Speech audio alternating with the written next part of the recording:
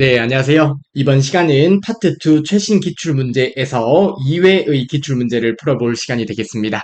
자, 그러면 바로 문제풀이를 진행해 볼게요. 자, 1번 문제입니다. 자, 1번 문제를 보게 되면 URL 관련 문제가 되는 것 같은데요. 저희가 파트 1에서 URL 관련 개념을 학습했었습니다. 그쵸? 해당 개념을 간단하게 리뷰를 해보도록 하겠습니다. 인터넷상에 존재하는 자원의 위치를 알려주는 표준 주소 체계라고 합니다.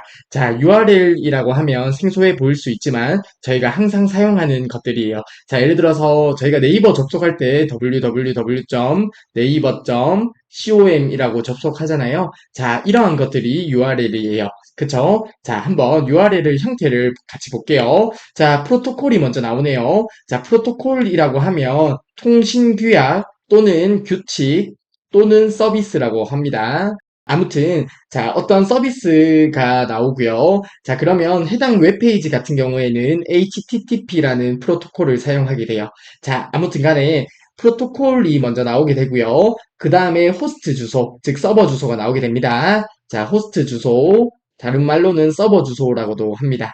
자, 아무튼 네이버 서버에 접속하는 거죠. 자, 그리고 나서 뒤에 포트 번호가 나오게 되는데요. 점점하고 포트 번호가 나오게 돼요. 보통 HTTP는 포트 번호를 80번을 사용을 하는데 포트 번호는 잘 사용을 하지 않는다. 그쵸? 자, 아무튼 대갈로는 적어도 되고 안 적어도 되고 이런 의미로 보시면 될 것 같아요. 자, 그래서 포트 번호가 나오게 되고요. 뒤로 파일 경로가 나오게 돼요. 네이버 홈페이지에서 어떤 메뉴를 클릭해서 세부 페이지로 들어가잖아요. 그러면 어떤 경로가 있을 텐데요. 뒤에 경로가 나오는 거예요. 그래서 파일 경로가 나오게 되는 거예요. 자, 그래서 URL의 형태를 예시로 보게 되면 HTTP라는 프로토콜이 나오고요. 호스트 주소가 나오고요. 포트 번호는 생략이 되어 있네요. 그리고 나서 파일 경로가 나오는 형태가 URL의 형태가 됩니다.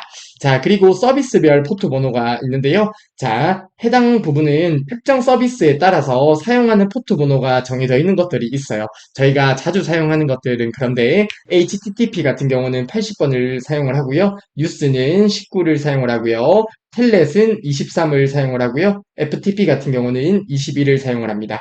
텔넷은 참고적으로 원격 접속을 의미하게 되고요. FTP는 파일 전송을 의미하게 됩니다. 자, 아무튼 해당 부분은 저희가 파트 1에서 봤던 내용인데요. 자, 이러한 개념을 바탕으로 문제 1번 바로 볼게요. 다음 중 인터넷에서 사용하는 표준 주소 체계인 URL의 네 가지 구성 요소를 순서대로 옳게 나열한 것은 이라고 하네요. 자, 1번의 정답은 몇 번이 되겠어요?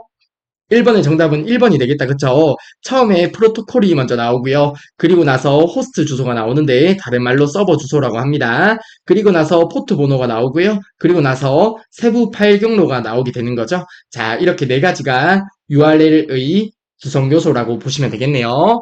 자, 아무튼 1번의 정답은 1번이 되겠고요.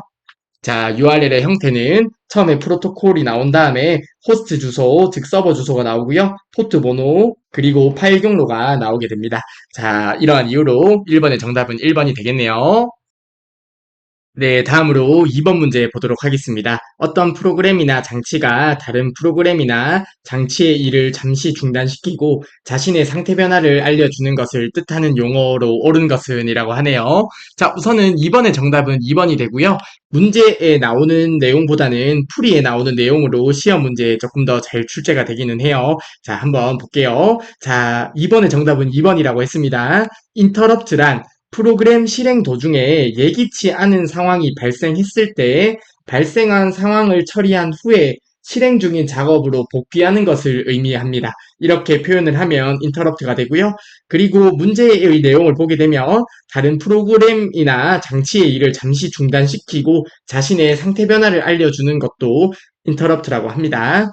자, 아무튼 2번의 정답은 2번이 되고요. 자, interrupt는 이렇게 기억을 해주시면 되겠어요. 자, 어떻게 기억을 하냐면 저희가 이제 공부를 하고 있어요. 자, 공부를 이렇게 하고 있는데요. 갑자기 띵동 하고 벨이 울리는 거예요. 보니까 저희가 어제 주문한 택배가 도착했습니다. 그러면 저희가 하던 일을 잠시 중단을 해야 되죠. 중단을 하고 택배를 수령을 하고요. 수령을 한 다음에 일을 마무리하고 원래 상태로 돌아와서 학습하던 것을 이어서 하는 것이 이러한 과정들이 interrupt라고 하는 거예요. 자, 해당 내용 이해되시죠? 자, 다시 한번 볼게요. interrupt란 프로그램 실행 도중 예기치 않은 상황이 발생했을 때 예기치 않은 상황이라고 하면 갑자기 벨이 울리는 거예요. 발생한 상황을 처리한 후에 저희가 이제 택배 수령을 했고요. 실행 중인 작업, 아까 하던 공부를 이어서 하는 것을 의미하는 것이 인터럽트가 됩니다. 자, 해당 내용 이해되시죠? 자, 그래서 2번의 정답은 2번이 되는데요. 자, 2번 문제에서 저희가 보고자 하는 용어가 있습니다. 클라이언트 서버와 채널이라는 용어에 대해서 보려고 합니다. 자, 우선은 2번의 정답은 2번이 되고요.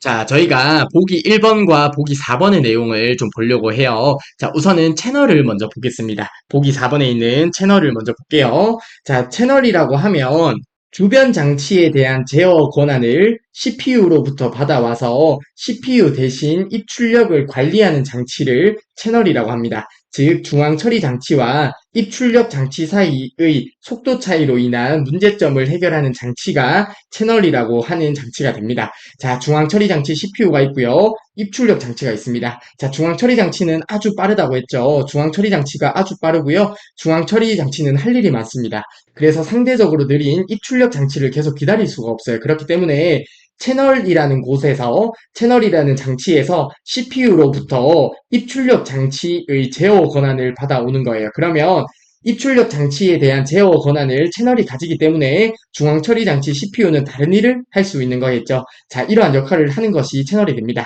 자, 다시 한번 용어의 의미를 보게 되면 주변 장치에 대한 제어 권한을 CPU로부터 받아와서 CPU 대신 입출력을 관리하는 장치가 채널이 되는 거예요. 자, 해당 부분 이해되시겠죠? 자, 그리고 해당 부분을 보게 되면 헷갈리는 게 있어요. 캐시 메모리인데요.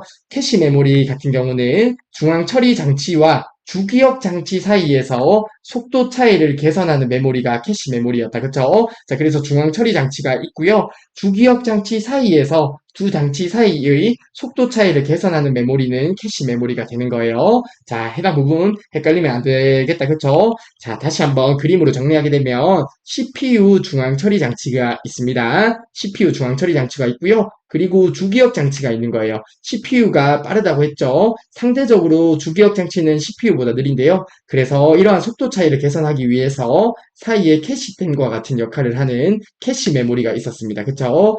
이렇게 CPU와 주기억 장치 사이에 위치하는 것은 캐시 메모리가 되고요. 그리고 입출력 장치가 있습니다. 입출력 장치가 있는데요. 자, 당연히 CPU가 빠르겠다. 그쵸? 그래서 CPU와 입출력 장치 사이의 속도 차이로 인한 문제점을 개선하기 위해서 채널이라는 장치를 두는 거예요. 채널이라는 장치를 둬서 채널도 CPU와 입출력 장치 사이의 속도 차이로 인한 문제점을 해결하는 장치가 되는 거죠. 자, 해당 그림만 기억을 하시면 크게 헷갈릴 건 없으시겠다. 그쵸?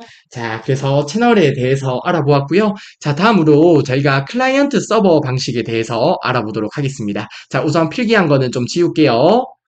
네, 다음으로 네트워크 운영 방식에 대해서 좀 알아보려고 합니다. 자, 저희가 파트 1에서 네트워크의 구성 형태에 대해서 살펴보았습니다. 그쵸? 교재는 페이지 25페이지를 참고해 주시면 되는데, 네트워크 구성 형태에 대해서 살펴보았어요. 말 그대로 네트워크가 구성된 형태에 따라서 저희가 스타형, 링형, 계층형, 버스형, 망형으로 구분을 했었습니다. 그쵸? 자, 해당 내용의 기억을 해 주셔야 됩니다. 자, 그런데 이번에는 네트워크를 구성 형태에 따라서 나누는 것이 아니라 운영 방식에 따라서 한번 살펴보려고 합니다. 운영 방식에 따라서 중앙 집중 방식과 클라이언트 서버 방식으로 나눌 수 있습니다. 자, 해당 부분을 같이 살펴볼게요. 그리 어렵지 않습니다.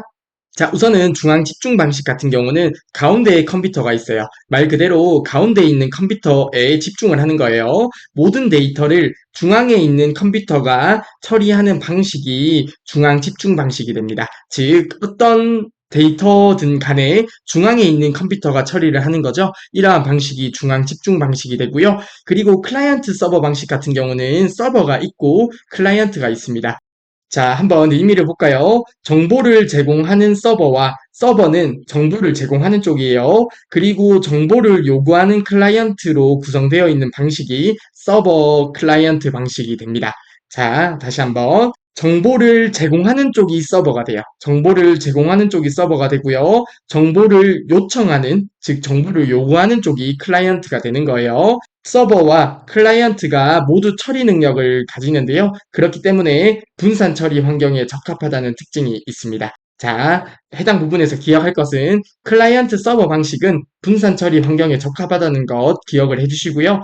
자, 예를 들어서 네이버라는 서버가 있다고 가정을 해볼게요. 그리고 저희가 클라이언트 쪽이라고 가정을 해보겠습니다. 저희가 사용하는 컴퓨터가 있을 건데요. 저희가 네이버에 어떤 정보를 요청하고요. 네이버는 해당하는 정보를 제공을 해주겠죠. 자, 그러면 네이버가 서버가 되고요. 저희가 클라이언트가 되겠네요. 자, 이러한 방식이 서버 클라이언트 방식인데요. 서버와 클라이언트가 모두 처리 능력을 가집니다. 그렇기 때문에 분산 처리 환경에 적합하다는 특징이 있습니다.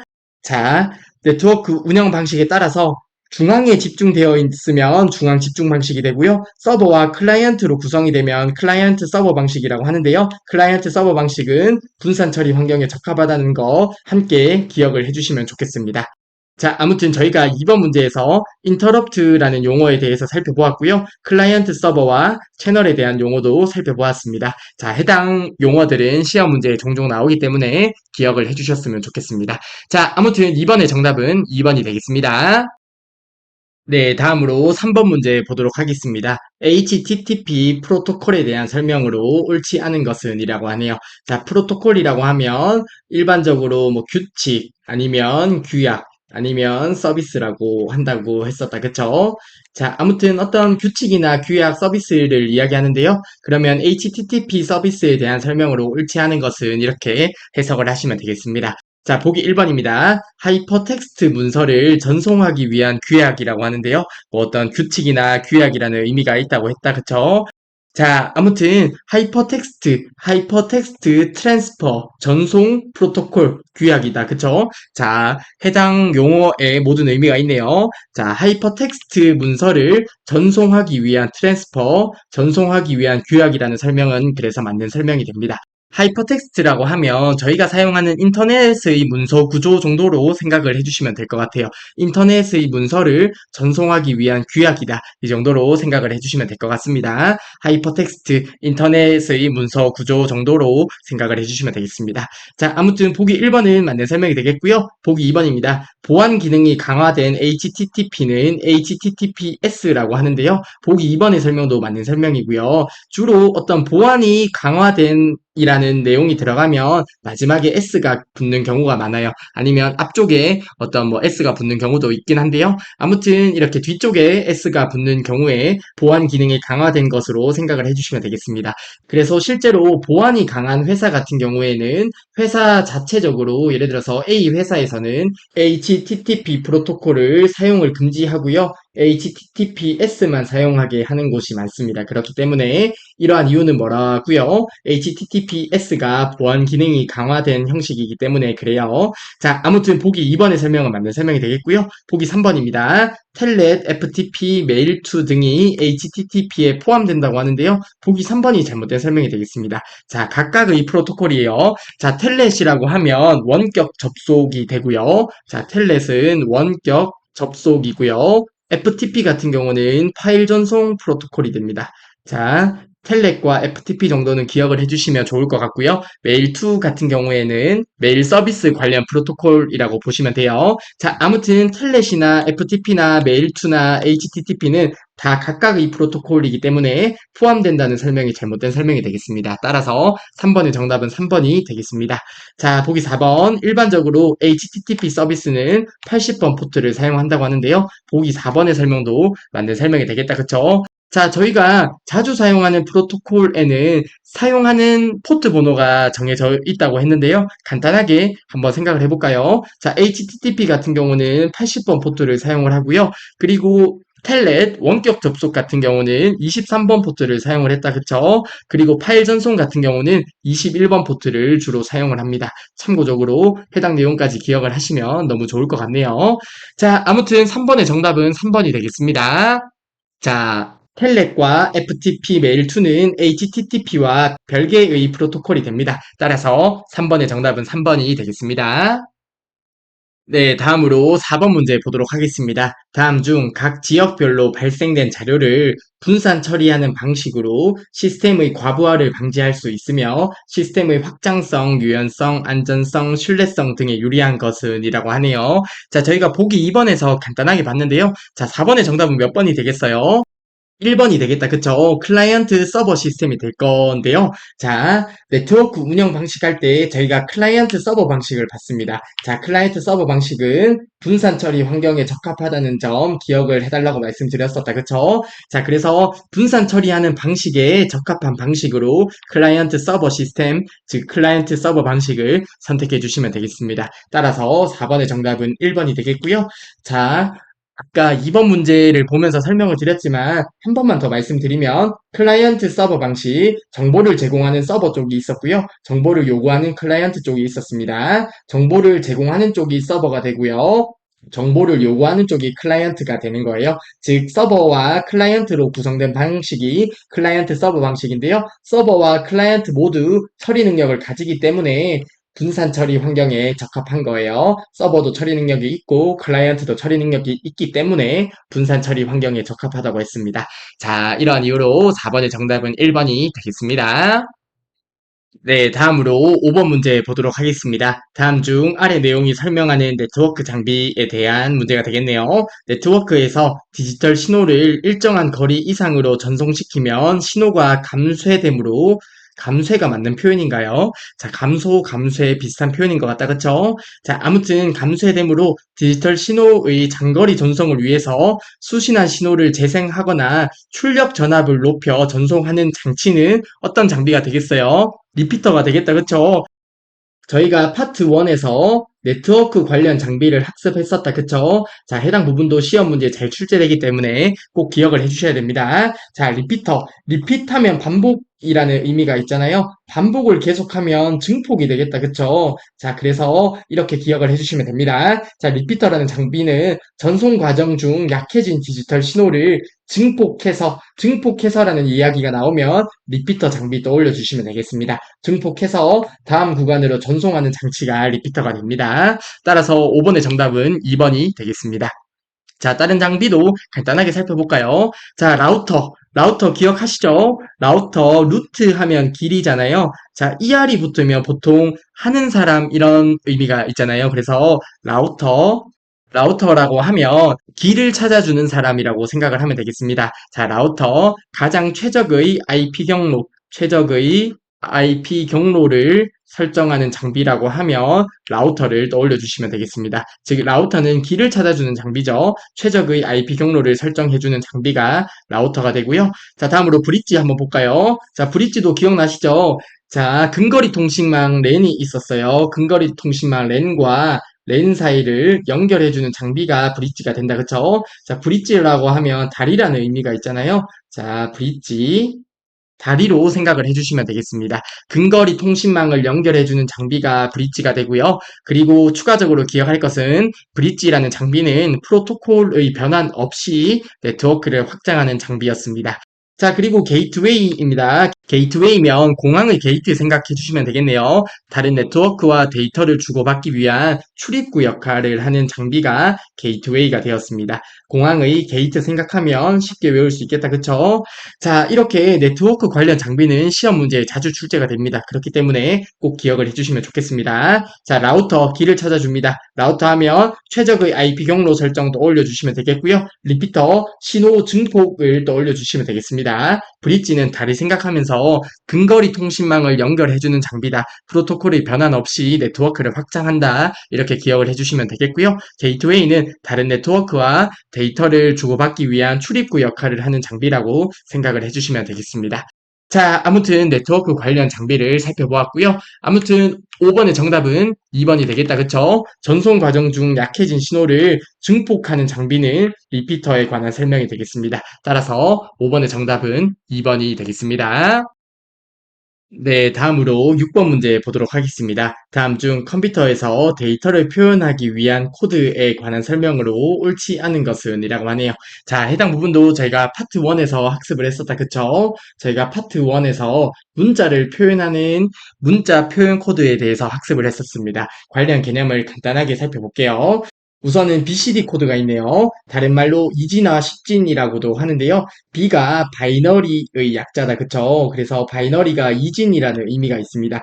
D는 데시멀의 약자인데요. D는 십진의 의미가 있습니다. 그래서 이진화 십진이라고 한다고 했었습니다. 하나의 문자를 두 개의 존 비트와 네 개의 디지트 비트로 표현을 합니다. 자, 그래서 하나, 둘, 셋, 넷, 다섯, 여섯 개가 있을 때 두 개의 존 비트와 두 개의 존 비트와 네 개의 디지트 비트로 표현을 하는 것이 BCD 코드가 됩니다. 자, 하나의 문자를 표현할 때 6개의 비트를 사용을 한다, 그쵸? 그렇기 때문에 2의 6승인 64가지의 문자를 표현할 수 있습니다.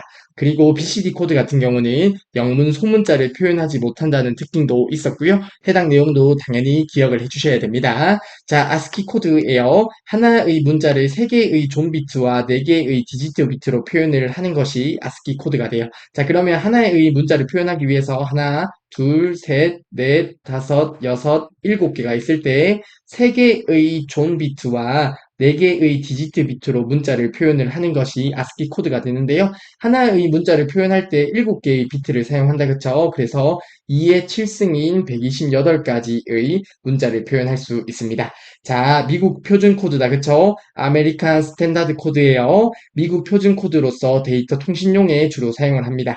그리고 이 BCD IC 코드가 있는데요. 해당 BCD 코드를 확장한 것이 이 BCD IC 코드가 됩니다. 이가 extended의 약자예요. extended가 어떤 확장이라는 의미가 있잖아요. 그래서 확장 이진화 십진이라고도 합니다. 자, 하나의 문자를 4개의 존 비트와 4개의 디지트 비트로 표현을 하는데요. 자, 그러면 4개의 존 비트, 4개의 디지트 비트이기 때문에 하나의 문자를 표현할 때 8개의 비트를 사용한다, 그쵸? 그래서 2의 8승인 256가지의 문자를 표현할 수 있다는 특징이 있습니다. 특수 문자 및 영문 소문자 표현도 가능하고요. BCD 코드는 영문 소문자를 표현하지 못했는데 이 BCD IC 코드는 소문자 표현 가능합니다. 그리고 주로 대형 컴퓨터에 사용한다는 특징이 있습니다. 자, 그리고 아스키 코드를 확장한 것이 확장 아스키 코드가 된다, 그쵸? 확장 아스키 코드가 되는데요. 확장 아스키 코드 같은 경우는 하나의 문자를 표현할 때 몇 개의 비트를 사용했죠? 8개의 비트를 사용을 했습니다. 그래서 2의 8승인 256가지의 문자를 표현할 수 있었다는 점도 같이 기억을 해주시면 되겠습니다. 자, 아무튼 이러한 개념을 바탕으로 해서 6번 문제 바로 볼게요. 보기 1번부터 바로 보겠습니다. 표준 BCD 코드 이진화 십진이라고도 하죠. 두 개의 존 비트와 네 개의 디지트 비트로 구성이 됩니다. 그쵸? 영문 대문자와 소문자를 표현하여 64개의 문자를 표현할 수 있다고 하는데요. 자, 우선은 BCD 코드가 두 개의 존 비트, 네 개의 디지트 비트, 즉 6개의 비트이기 때문에 2의 6승은 64가지의 문자를 표현할 수 있다는 설명은 맞는 설명이 되는데요. 이때 영문 소문자는 표현을 하지 못한다고 했습니다. 그쵸? 그래서 영문 소문자를 표현하지 못하기 때문에 보기 1번이 잘못된 설명이 되겠습니다. 따라서 6번의 정답은 1번이 되겠네요. 자, 다음으로 보기 2번입니다. 아스키, 아메리칸 스탠다드 코드다, 그쵸? 미국 표준 코드는 3개의 존 비트와 4개의 디지트 비트로 구성이 된다, 그쵸? 데이터 통신용이나 개인용 컴퓨터에 사용을 하고요. 하나의 문자를 표현할 때 7개의 비트를 사용한다, 그쵸? 그래서 2의 7승은 128이기 때문에 128가지의 문자를 표현할 수 있다는 설명은 맞는 설명이 되겠습니다. 자, 다음으로 보기 3번입니다. 이 BCD IC 코드네요. BCD 코드를 확장한 것이 이 BCD IC 코드가 됩니다. 다른 말로 확장 이진화 십진이라고 하는데요. 4개의 존 비트와 4개의 디지트 비트로 구성이 된다. 그쵸? 주로 대형 컴퓨터에 사용을 하고요. 2의 8승, 하나의 문자를 표현할 때 8개의 비트를 사용하기 때문에 2의 8승인 256개의 문자를 표현할 수 있습니다. 따라서 보기 3번도 맞는 설명이 되겠고요. 보기 4번입니다. 해밍 코드는 잘못된 정보를 체크하고 오류를 검출하여 다시 교정할 수 있는 코드라고 하는데요. 보기 4번도 맞는 설명이 된다. 그쵸? 해당 부분도 파트 1에서 학습을 했었는데요. 저희가 오류 검출 코드를 학습했었습니다. 그쵸? 자, 오류 검출 코드를 저희가 학습을 했는데요. 대표적으로 페리트 비트가 있고요. 그리고 해밍 코드가 있었습니다. 자, 이때 페리티 비트 같은 경우는 오류 검출 가능하고요. 그리고 교정은 할 수 없다는 특징이 있었다. 그쵸? 해밍 코드 같은 경우는 오류 검출도 할 수 있고요. 오류를 교정도 할 수 있습니다. 그쵸? 자, 해당 부분 암기팁 말씀드렸죠? 예전에 연예인 중에 샘 해밍턴이 있었습니다. 샘 해밍턴이 외국인인데 한국말을 되게 잘했어요. 그래서 게스트로 나온 한국 인 게스트가 한국말을 실수해도 그거를 교정해 줄 수 있었습니다. 자, 연예인 이름이 샘 해밍턴이에요. 그래서 해밍 코드, 자, 교정도 할 수 있다. 이렇게 외워주시면 되겠습니다. 자, 그래서 해밍 코드는 잘못된 정보를 체크하고 오류 검출할 수 있죠. 그리고 다시 교정도 할 수 있는 코드라는 설명을 맞는 설명이 되겠습니다. 따라서 6번의 정답은 1번이 되겠네요. 자, BCD 코드는 영문 소문자를 표현하지 못했습니다. 따라서 6번의 정답은 1번이 됩니다.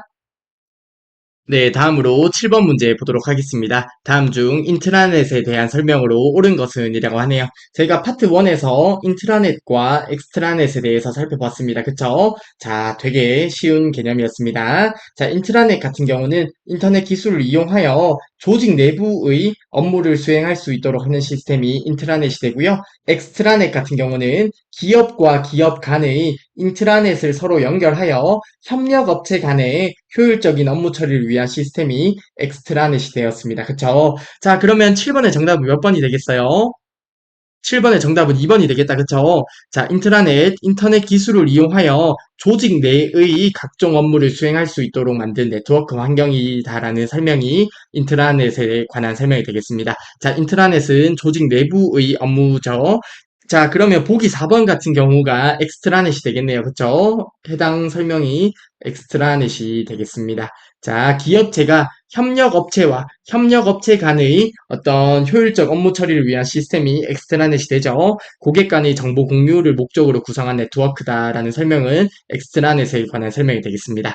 자, 그리고 보기 1번은 여러 대의 컴퓨터를 연결하여 하나의 서버로 사용하는 기술은 클러스터라는 개념이 됩니다. 자, 해당 개념은 클러스터라는 개념이 되는데요. 즉, 여러 대의 컴퓨터가 이렇게 있다고 가정을 해볼게요. 자, 그림이 이상해도 좀 양해 부탁드립니다. 자, 이렇게 여러 대의 컴퓨터가 있는데요. 해당 여러 대의 컴퓨터를 하나의 서버로 연결하는 기술을 클러스터라고 하는 거예요. 자, 그리고 보기 3번. 이동 전화 단말기에서 개인용 컴퓨터의 운영체제와 같은 역할을 하는 소프트웨어라고 하는데요. 자, 해당 부분도 저희가 파트 1 운영체제에서 배웠는데요. 인베디드 시스템의 관한 설명이 됩니다. 자, 인베디드 시스템은 하드웨어에 프로그램이 결합되어 있는 시스템을 인베디드 시스템이라고 했습니다. 그래서 하드웨어와 소프트웨어가 결합되어 특정 기능에 맞게 제품 자체에 포함된 운영체제를 인베디드 시스템이라고 했습니다. 자, 그래서 예를 들어서 냉장고가 있으면 냉장고 안에 있는 온도를 조절하는 시스템, 이런 것들이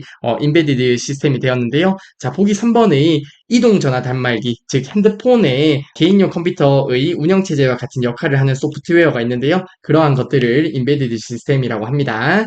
자, 그래서 7번의 정답은 2번이 되겠습니다. 자, 인트라넷은 인터넷 기술을 이용하여 조직 내부의 업무를 수행할 수 있도록 하는 시스템이 인트라넷이 됩니다. 따라서 7번의 정답은 2번이 되겠습니다. 네, 다음으로 8번 문제 보도록 하겠습니다. 다음 중 컴퓨터에서 사용하는 그래픽 파일의 형식에 관한 설명으로 옳은 것은 이라고 하네요.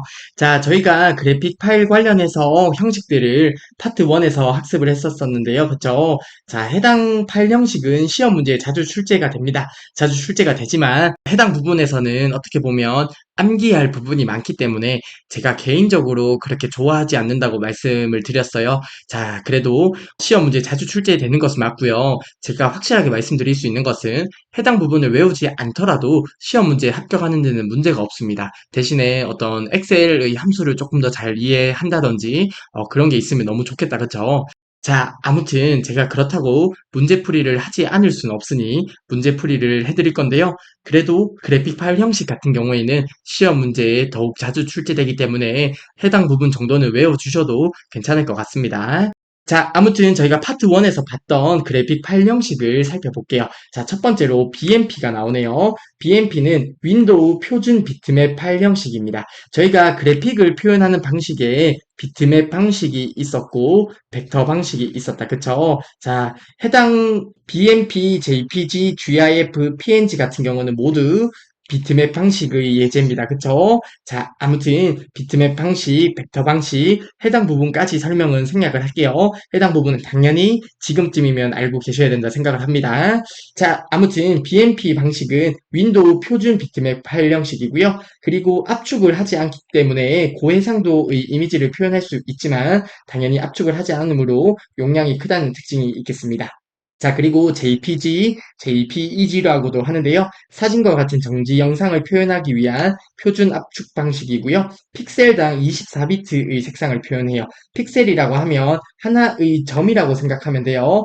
하나의 점마다 24비트를 사용을 하는데 그렇기 때문에 2의 24승가지의 색을 표현할 수 있어요. 자, 그리고 손실 압축 기법과 무손실 압축 기법 모두 사용을 합니다. 그리고 저장 시 사용자가 압축률을 조정할 수 있다는 특징도 있습니다. 자, JPG 같은 경우는 사진과 같은 정지 영상을 표현하기 위한 표준 압축 방식이고요. 픽셀당 24비트를 사용하므로 2의 24승가지의 색을 표현할 수 있고요. 손실 압축 기법, 무손실 압축 기법 모두 사용을 할 수 있습니다. 그리고 저장 시 사용자가 압축률을 조정할 수 있습니다. 자, 다음으로 GIF입니다. 픽셀당 8비트의 색상을 표현한다고 하는데요. 해당 의미는 픽셀당 8비트를 사용한다는 의미와 동일합니다. 그렇기 때문에 2의 8승가지의 색을 표현하는데요. 상대적으로 색의 표현이 제한된다. 그쵸? 그리고 애니메이션 표현이 가능하다는 특징이 있고요. 무손실 압축 기법을 사용합니다. 자, 마지막으로 PNG인데요. 웹에서 최상의 이미지를 표현하기 위한 그래픽 형식으로 투명 처리가 가능하다는 특징이 있었습니다. 자, 해당 부분 시험 문제에 자주 출제되긴 한데요. 해당 부분 몰라도 2급 시험 충분히 합격할 수 있습니다. 자, 그렇다고 제가 외우지 말라고 말씀드리는 건 아니고요. 시험이 얼마 남지 않으면 중요한 몇 가지만 보고 가셔도 혹시나 틀리더라도 2급 합격에 문제 없다고 말씀드리고 싶은 거예요. 자, 공부하라는 건지 말라는 건지 모르겠다, 그쵸?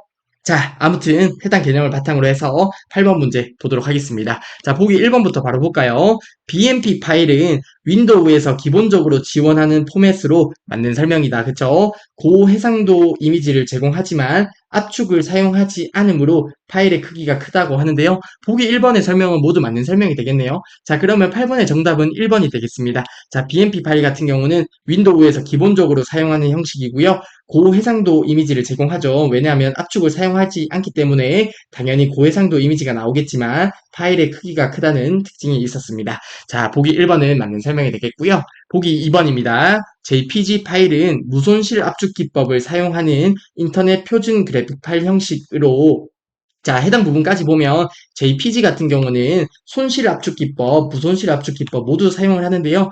무손실 압축 기법을 사용한다는 내용만으로는 틀렸다고 하기가 조금 애매하다. 그쵸? 자, 이어서 보도록 할게요.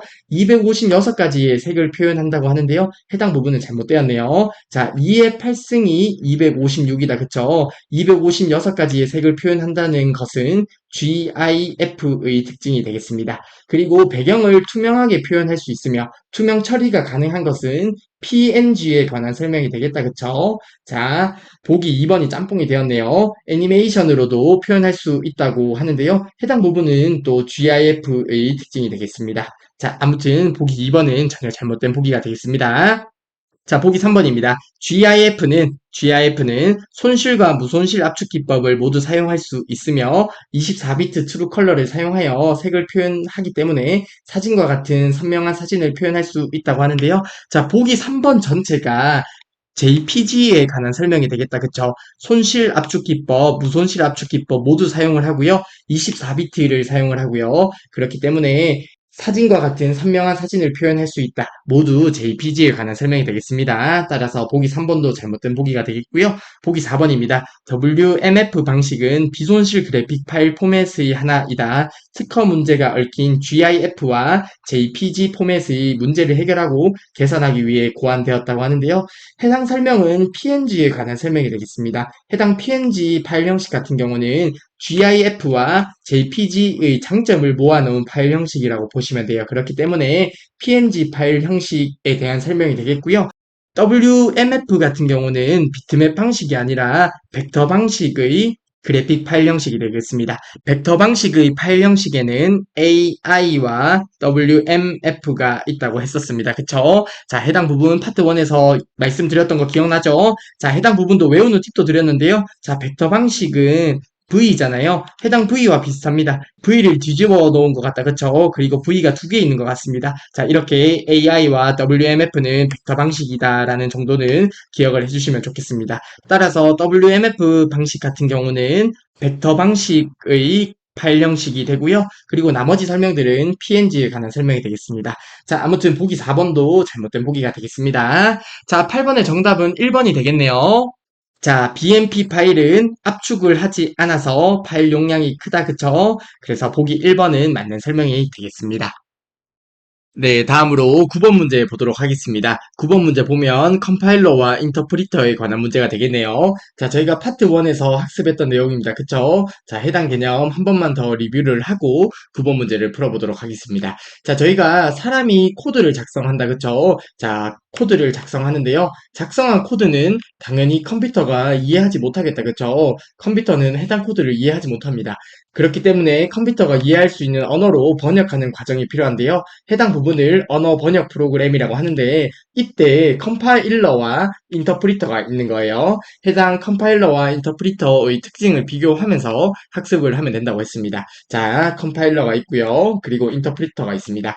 자, 해당 부분 간단하게 파트 1에서 말씀드렸던 내용이지만 간단하게만 말씀을 드리면 자, 컴파일러 같은 경우에는 어떤 코드가 있어요. 그쵸? 자, 이런 코드가 있는데 이런 코드를 쭉 이렇게 코드를 보고 나서 목적 프로그램을 생성을 하는 거예요. 자, 목적 프로그램을 생성을 해요.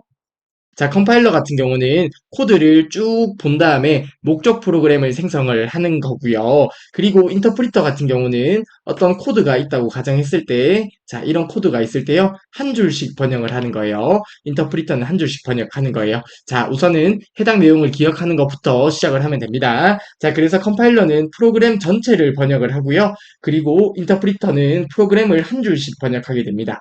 자, 컴파일러는 전체를 번역하기 때문에 번역 속도는 느리고요. 인터프리터는 한 줄씩 번역하기 때문에 번역 속도가 빠르다는 특징이 있습니다. 자, 그리고 컴파일러는 목적 프로그램을 생성했다, 그쵸? 인터프리터는 목적 프로그램을 따로 생성하지 않고요. 그리고 실행 속도를 보게 되면 컴파일러 같은 경우에는 해당 목적 프로그램을 바로 실행하면 된다, 그쵸? 해당 목적 프로그램만 바로 실행하면 되기 때문에 실행 속도는 빠르다는 특징이 있습니다. 이와 반대로 인터프리터 같은 경우는 해당 코드를 실행하기 위해서 번역하고 실행하고 번역하고 실행하고 번역하고 실행해야 되기 때문에 실행 속도는 느리다는 특징이 있어요. 자, 해당 부분 두 개 비교하면서 기억을 해주시면 좋겠습니다. 자, 컴파일러는 왼쪽에 있는 그림만 기억하면 되겠다. 그쵸? 해당 코드 전체를 번역한 다음에 목적 프로그램을 생성하는 거예요. 해당 그림 기억해 주시고요. 인터프리터는 한 줄씩 번역하는 거 기억해 주시면 되겠습니다. 자, 컴파일러의 예로 C와 코볼, 포트란 같은 언어들이 있었고요. 인터프리터는 베이직이나 리스프와 같은 언어가 있었습니다. 자, 해당 부분 기억을 해주시면 좋겠습니다. 자, 이러한 개념을 바탕으로 해서 9번 문제 바로 볼게요. 자, 다음 중 컴파일러와 인터프리터에 대한 설명으로 옳지 않은 것은 이라고 하네요. 보기 1번부터 보도록 하겠습니다. 컴파일러는 목적 프로그램을 생성한다고 하는데 맞는 설명이죠. 컴파일러는 목적 프로그램을 이렇게 생성을 합니다. 그리고 보기 2번입니다. 인터프리터의 번역 단위는 프로그램의 행 단위라고 하는데요. 맞는 설명이죠. 인터프리터는 한 줄씩 번역합니다. 한 줄씩 이렇게 행 단위로 번역을 하는 거예요. 따라서 보기 2번도 맞는 보기가 되겠고요. 다음으로 보기 3번입니다. 컴파일러의 번역 속도는 인터프리터보다 빠르다고 하는데요. 보기 3번이 잘못되었네요. 그쵸? 자, 컴파일러 같은 경우는 전체를 번역하기 때문에 번역 속도가 느리다고 했습니다. 그래서 보기 3번이 설명이 잘못된 설명이 되겠고요. 컴파일러의 번역 속도는 인터프리터보다 느리다라고 해야지 올바른 보기가 되겠네요. 자, 그러면 9번의 정답은 3번이 되겠고요. 보기 4번입니다. 인터프리터는 컴파일러보다 실행 속도는 느리죠. 보기 4번의 설명은 맞는 설명이 되겠습니다. 자, 따라서 2번의 정답은 3번이 되겠네요. 번역 속도는 인터프리터가 컴파일러보다 빠릅니다. 그쵸? 그래서 보기 3번의 설명이 잘못된 설명이 되겠습니다. 네, 다음으로 10번 문제 보도록 하겠습니다. 다음 중 멀티미디어의 특징으로 옳지 않은 것은 이라고 하네요. 자, 멀티미디어 관련 문제가 되겠는데요. 자, 저희가 파트 1에서 학습했던 내용인데요. 간단하게 리뷰를 해볼게요. 자, 미디어라고 하면 매체인데요. 멀티라고 하면 다양한 매체라는 의미가 있다. 그쵸? 자, 멀티미디어라고 하면 어떤 사운드나 그래픽이나 오디오와 같은 이런 여러 가지 매체들을 의미하게 돼요. 자, 아무튼 해당 멀티미디어의 특징 네 가지를 저희가 파트 1에서 학습을 했는데요. 간단하게 리뷰를 해볼게요. 자, 첫 번째로 디지털화입니다. 다양한 아날로그 데이터를 디지털 데이터로 변환해 통합 처리한다라고 하는 특징이 디지털화의 특징이 되겠고요. 그리고 정보의 통합성이네요. 여러 미디어를 통합하여 처리한다는 의미가 정보의 통합성이고요. 다음으로 쌍방향성입니다. 정보 제공자와 사용자 간의 상호작용에 의해서 데이터가 전달된다는 것이 쌍방향성입니다. 즉, 정보 제공자와 사용자가 있다고 했을 때 한쪽으로만 데이터가 이동하는 것이 아니라 상호작용에 의해서 데이터가 전달된다는 것이 쌍방향성이 된다. 그쵸? 자, 그리고 비선형성이네요. 데이터가 일정한 방향으로 순차적으로 처리되는 것이 아니라 사용자의 선택에 의해서 다양한 방향으로 처리되는 것이 비선형성의 특징이 되겠습니다. 자, 예를 들어서 저희가 어떤 네이버 홈페이지에서 어떤 화면을 클릭할지 모르잖아요. 어떤 화면을 클릭해서 다른 사이트로 접속할지 모른단 말이에요. 자, A라는 사람은 해당 부분을 클릭해서 들어왔을 수도 있고요. B라는 사용자는 어디 신문 기사에 있는 광고를 보고 접속을 했을 수도 있습니다. 그쵸? 자, 이렇게 사용자의 선택에 의해서 다양한 방향으로 처리되는 것이 비선형성의 특징이 되겠습니다. 자, 이렇게 멀티미디어의 특징은 디지털화, 정보의 통합성, 쌍방향성, 비선형성의 특징이 있습니다. 자, 해당 내용 기억해 주시고요. 10번 문제 바로 볼게요. 다음 중 멀티미디어의 특징으로 옳지 않은 것은 이라고 하네요. 자, 보기 1번입니다. 디지털 데이터로 변환하여 통합 처리한다라고 하는데요. 보기 1번은 맞는 설명이 되겠다. 그쵸? 자, 굳이 골라보자면 디지털화가 되겠네요. 보기 1번은 디지털화의 설명이 되겠습니다. 보기 2번 볼게요. 정보 제공자와 사용자 간의 상호작용에 의해서 데이터가 전달된다는 것은 쌍방향성의 특징이 되겠다. 그쵸? 자, 그러면 보기 1번과 보기 2번은 맞는 보기가 되겠네요. 보기 3번입니다. 데이터가 사용자 선택에 따라서 순차적으로 처리되는 선형성의 특징을 가진다고 하는데요. 해당 부분이 잘못되었네요. 데이터가 사용자 선택에 따라서 순차적으로 처리되는 것이 아니죠. 순차적으로 처리되는 것이 아니라 사용자 선택에 의해서 다양한 방향으로 처리가 됩니다. 그래서 선형성이 아니라 비선형성이 맞는 표현이 되겠다. 그쵸? 따라서 보기 3번의 선형성이라는 말도 잘못된 내용이 되겠습니다. 따라서 10번의 정답은 3번이 되겠고요. 보기 4번입니다. 문자, 그림, 사운드 등의 여러 미디어를 통합하여 처리한다. 자, 정보의 통합성이 되겠네요. 자, 그래서 보기 4번도 맞는 보기가 되겠고요. 그래서 멀티미디어의 특징으로 옳지 않은 것은 보기 3번이 되겠습니다. 자, 10번의 정답은 3번이 되겠고요. 멀티미디어는 비선형성의 특징을 가집니다. 사용자가 어디에서 클릭해서 들어올지 모르겠다. 그쵸? 그렇기 때문에 멀티미디어는 비선형성의 특징을 가진다고 생각을 해주시면 되겠습니다. 네, 다음으로 11번 문제 보도록 하겠습니다. 자, 11번 문제는 제어 장치에 관해서 묻는 문제가 되겠네요. 자, 저희가 파트 1에서 학습을 했었습니다. 그쵸? 인간의 두뇌와 같은 역할을 하는 장치가 컴퓨터에서 중앙 처리 장치, CPU라고 했습니다. 그쵸? 중앙 처리 장치 CPU는 제어 장치로 구분할 수 있고요. 그리고 연산 장치, 그리고 레지스터로 구분을 할 수 있습니다. 그쵸? 자, 해당 부분에서 제어 장치에 관해서 묻는 문제가 되겠습니다. 해당 제어 장치를 구성하는 장치들을 학습했었는데요. 프로그램 카운터, 명령 레지스터, 명령 해독기, 그리고 부호기까지 저희가 학습을 했었습니다. 그쵸? 자, 관련 개념 꼭 기억을 해주셔야 돼요. 자, 저희가 간단하게만 리뷰를 해보게 되면, 자, A라는 프로그램이 있다고 가정을 하고요. B라는 프로그램도 있다고 가정을 해볼게요. 현재 CPU 중앙 처리 장치에서 처리하고 있는 프로그램은 A라는 프로그램을 처리하고 있다고 가정을 해보겠습니다. 그리고 다음으로 처리해야 할 프로그램은 B라는 프로그램이에요. 자, 이러한 상황에서 저희가 각 장치에 대해서 리뷰를 해보도록 하겠습니다. 자, 우선은 프로그램 카운터가 뭐였죠? 프로그램 카운터는 다음에 실행할 명령어의 주소를 기억하는 레지스터가 프로그램 카운터예요. 즉, 다음에 실행할 명령어의 주소, 즉 B라는 프로그램이 있는 주소를 기억한다고 생각하시면 되겠습니다. 자, 그러면 B라는 프로그램을 가리키고 있겠다. 그쵸? 카운터가 어떤 거를 가리킨다는 의미가 있잖아요. 그래서 해당 부분이 프로그램 카운터가 되겠습니다. 자, 프로그램 카운터는 다음에 실행할 명령어의 주소를 기억하는 거예요. 그래서 CPU에서 A의 업무가 끝나고 나면 프로그램 카운터가 다음에 처리할 곳을 기억하고 있기 때문에 CPU가 바로 다음에 B를 처리할 수 있는 거겠죠. 자, 그리고 나서 명령 레지스터가 있었습니다. 명령 레지스터, 현재 실행 중인 명령의 내용을 기억하는 레지스터가 명령 레지스터입니다. 즉, A의 명령의 내용을 기억하는 게 명령 레지스터가 되겠습니다. 자, 현재 명령의 내용을 기억하는 레지스터가 명령 레지스터라고 하면 해당 부분을 해독할 게 필요하겠죠. 자, 해독하는 장치가 명령 해독기가 되겠고요. 다른 말로 디코더라고 한다고 했습니다. 명령 레지스터에 있는 명령어를 해독하는 장치가 명령 해독기가 되겠습니다. 명령 레지스터에 있는 내용을 해독하는 장치가 명령 해독기가 되어 그리고 부호기가 있네요. 부호기는 해독된 명령에 따라 각 장치로 보낼 제어 신호를 생성하는 장치가 부호기가 되고요. 다른 말로 인코더라고 한다고 했습니다. 그러면 명령 해독기에 의해서 명령어가 해독이 되었을 거잖아요. 해당 해독된 명령에 따라서 각 장치로 보낼 제어 신호를 생성해 주는 것이 부호기 인코더의 역할이 되는 거예요. 자, 해당 부분이 예를 들어서 컴퓨터에서 프린터를 하라는 명령을 해독했다고 가정을 해볼게요. 그러면 부호기에서 프린터기로 보낼 제어 신호를 생성해주는 거겠죠. 자, 해당 부분 저희가 파트 1에서 충분히 학습을 했었습니다. 해당 부분 꼭 기억을 해주시고요.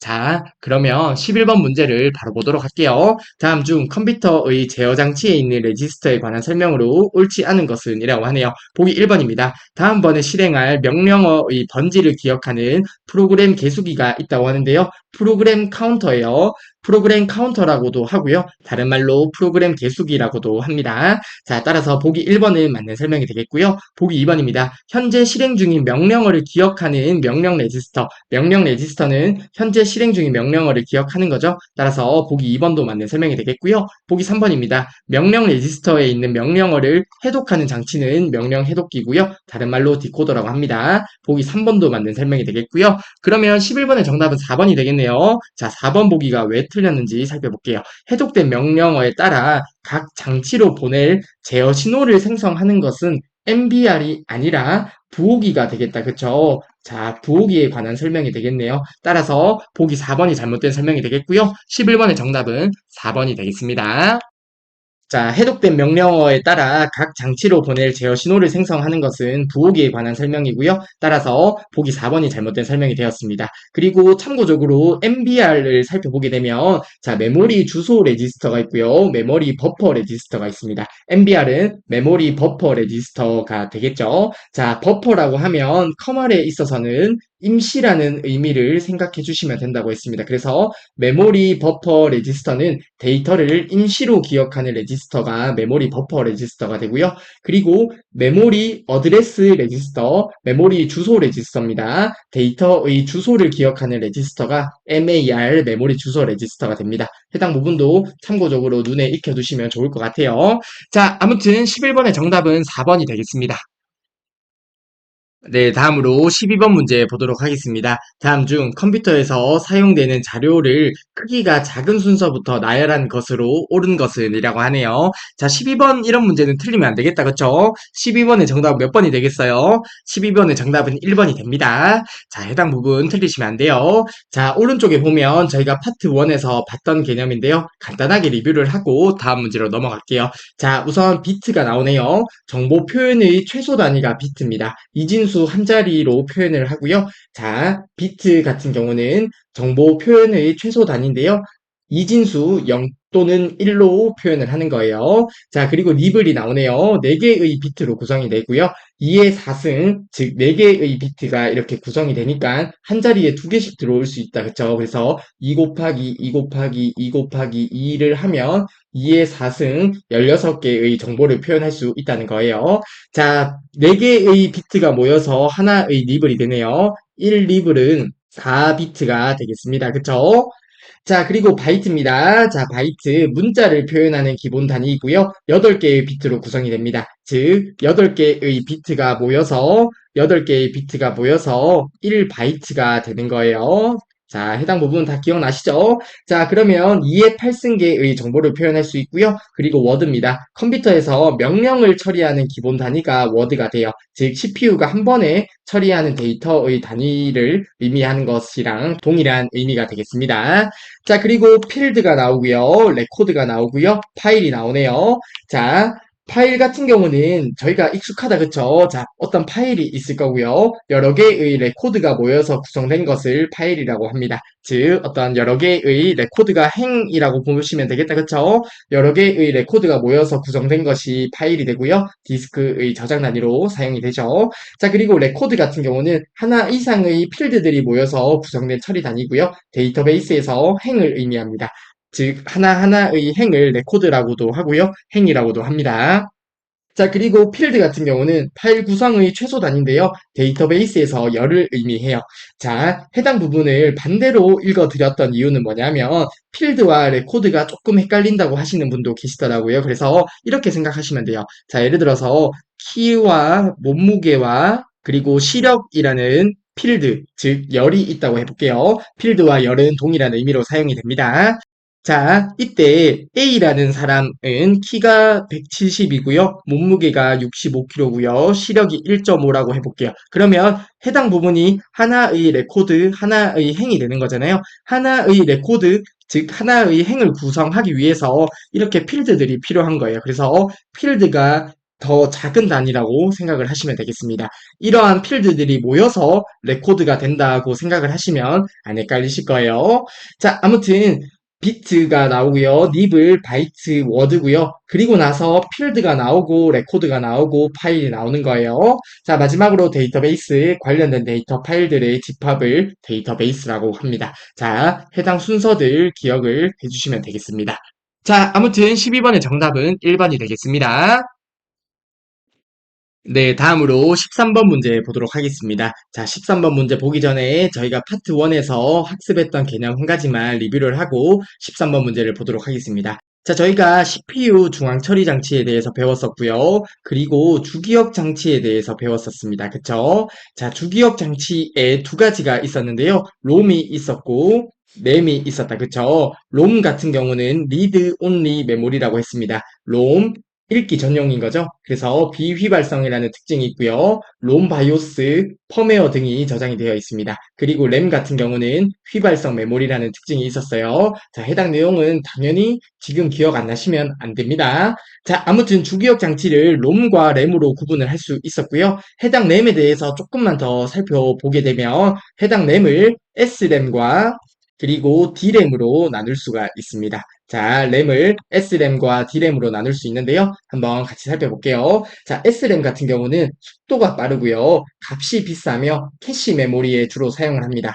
전원이 공급되는 동안 기억 내용이 유지되어 안정적이다. 그쵸? 그래서 S가 스태틱의 약자로 생각을 해주시면 되겠습니다. 스태틱이 안정적이라는 의미가 있잖아요. 즉, 안정적인 램이다. 이렇게 생각을 해주시면 되겠어요. 전원이 공급되는 동안 기억 내용이 유지되기 때문에 안정적이라고 생각을 해주시면 되겠고요. 자, SRAM 속도가 빠르고 값이 비싸고요. 캐시 메모리에 주로 사용이 됩니다. 자, 그리고 D램 같은 경우는 D가 다이나믹의 약자라고 생각해 주시면 되겠습니다. 뭔가 다이나믹해요. 자, 왜냐하면 전원이 공급되어도 일정 시간이 지나면 전화가 방전되므로 주기적인 재충전이 필요해요. 뭔가 다이나믹하지 않나요? 자, 그렇게 기억을 하시면 안 헷갈릴 거라 생각을 합니다. 전원이 공급되어도 일정 시간이 지나면 전화가 방전되므로 주기적인 재충전이 필요해요. 그리고 D램 같은 경우는 값이 저렴하기 때문에 일반적인 주기억 장치에 사용되는 것이 D램이 됩니다. 자, 해당 부분 저희가 파트 1에서 학습했던 내용이고요.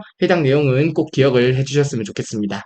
자, 이러한 개념을 바탕으로 해서 13번 문제 볼게요. 다음 중 컴퓨터 주기억 장치로 사용되는 SRAM과 D램에 관한 설명으로 옳지 않은 것은? 이라고 하네요. 자, 보기 1번입니다. SRAM은 주로 콘덴서로 구성되며 재충전이 필요하다고 하는데요. 보기 1번부터 잘못되었다. 그쵸? 자, 13번의 정답은 1번이 되겠습니다.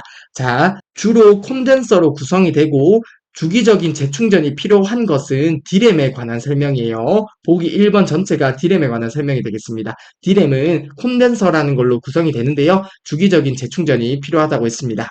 자, 그리고 보기 2번 볼게요. S램은 D램보다 전력 소모가 많으나 접근 속도가 빠르다. 맞는 설명이 되겠다. 그쵸? S램이 전력 소모가 많지만 접근 속도가 빠릅니다. 자, 그리고 보기 3번입니다. D램은 S램보다 집적도가 높아 일반적인 주기억 장치로 사용된다고 하는데요. 자, 보기 3번의 설명은 맞습니다. 자, D램이 S램보다 집적도가 높기는 높아요. 그래서 보기 3번의 설명은 맞는 거고요. 같은 D램 중에 집적도가 높은 D램이 더 빠르기는 빠릅니다. 즉, 집적도가 높을수록 빠르기는 하지만 기본적으로 S램이 빠르게 만들어져 있습니다. 자, 그래서 보기 3번에서 D램은 S램보다 집적도가 높다는 설명도 맞는 설명이 되겠고요. 일반적인 주기억 장치로 사용된다는 이야기도 맞는 설명이 되겠습니다. 사실 조금 더 정확하게 이야기를 하면 일반적인 주기억 장치로 사용되는 이유는 사실 값이 저렴하기 때문이죠. 자, 아무튼 보기 3번의 설명도 모두 맞는 설명이 되겠습니다. 자, 보기 4번입니다. S램은 전원이 공급되는 동안 기억 내용이 유지된다. 그쵸? 뭔가 안정적이다. 그쵸? S램, 스태틱, 안정적이다. 생각을 해주시면 되겠습니다. 따라서 보기 4번의 설명도 맞는 설명이 되겠네요. 자, 13번의 정답은 그래서 1번이 되겠습니다. 자, 콘덴서로 구성이 되고 주기적인 재충전이 필요한 것은 D램에 관한 설명이 됩니다. 13번의 정답은 1번이 되겠습니다.